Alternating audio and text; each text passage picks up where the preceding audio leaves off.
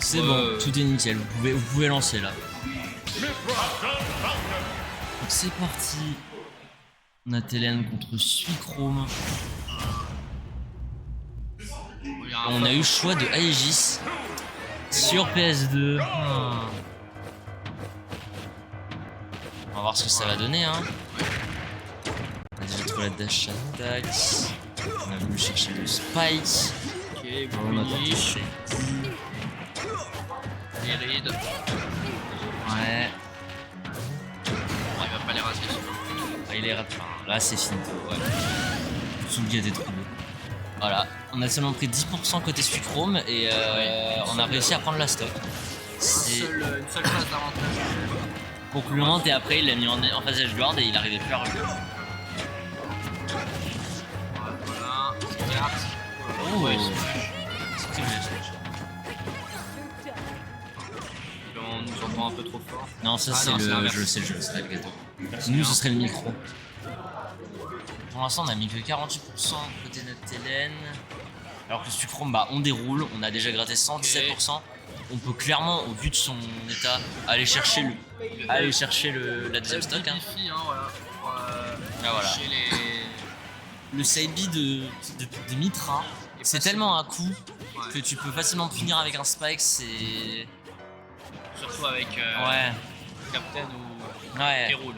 C'est sûr, genre les DER. Ok, alors il a swap et là il est en phase de déravantage. Faut qu'il swap. En fait, je pense qu'il a pas trop envie de swap parce qu'il voit qu'avec Mitra ça a pas l'air de marcher. Du coup, il tente Tira, mais le truc c'est que voilà, il a 60%. En fait, la plupart des combos qui se terminent sur un nid ne fonctionnent pas sur Mitra. Et c'est pour cette raison-là qu'il a choisi Aegis. Ouais, ce fut rapide. Hein. Mais même pas quasiment 2 minutes et on a déjà pris cette première game côté Suicrome. Voilà. J'espère qu'il l'emmènera sur un autre terrain que PS2. PS2, c'est en fait.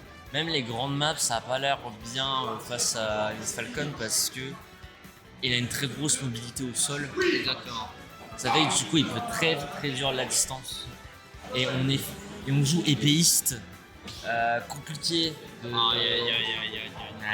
On joue épéi. Après, peut-être on va switch. Voilà, oui, il switch. On switch sur Villette. Ouais. À voir ce que ça va donner. Sa préparation jusque-là, c'était basé sur le fait qu'il allait jouer Aegis. Donc on va voir si ça va quand même fonctionner.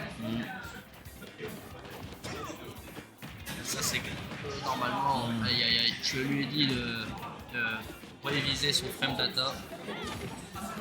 En tout cas très agressif Suicrome offstage. Hein. Ah ça c'est vraiment l'un des Falcons. Genre, déjà on le voit, il arrive à switch entre un gameplay assez passif-agressif. C'est-à-dire qu'on va attendre de trouver la bonne option, la bonne ouverture pour mettre ses phases. Et vraiment, quand on met ses phases, c'est vraiment genre on ouvre extrêmement fou et surtout on met énormément de pourcents qui vont permettre de trouver après le kill avec un des nombreux kills confirmes de Falcon. Et on l'a vu, hein, bah là il a pris que 19%, il a déjà trouvé un kill avant. En stock.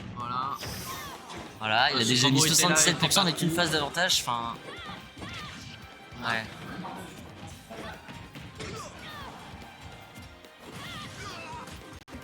Pour ça on a mis 67%, est-ce qu'on va...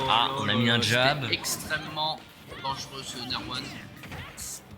Oh, Nerfer, c'était une bonne idée, c'est bien. Et voilà, là il a enfin trouvé, voilà. Là il trouve ses petites phases. Il a l'air de mieux gérer avec Villette. Il y a 2 interactions de remontée pratiquement, s'il se débrouille bien. Ouais, on a évité, on n'a pas Get Up Pro et du coup on a évité